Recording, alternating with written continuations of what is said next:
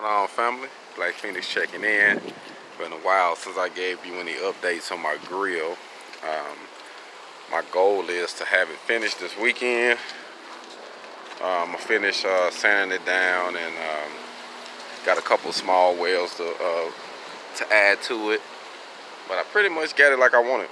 I just been letting it sit out here lately while I've been doing a couple other little jobs, but it's pretty much ready to go. Check out the inside. So I made it with trays that can actually come out.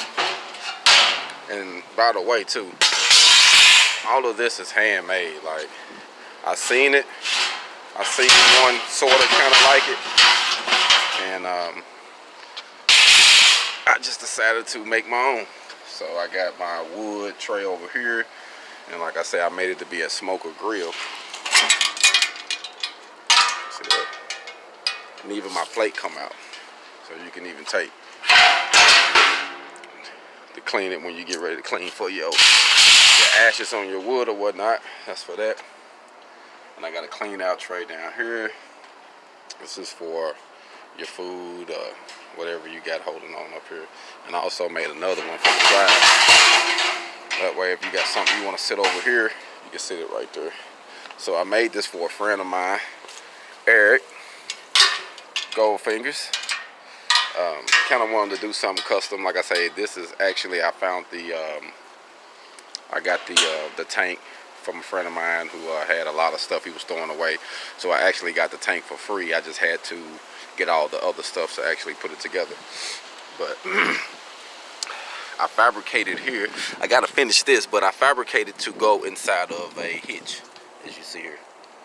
So that way you can slide this on your hitch and you can tow it on the truck, and then once you get there, get someone to help you load it down, put it down, do your barbecue, do your smoking or whatever, and load it back up.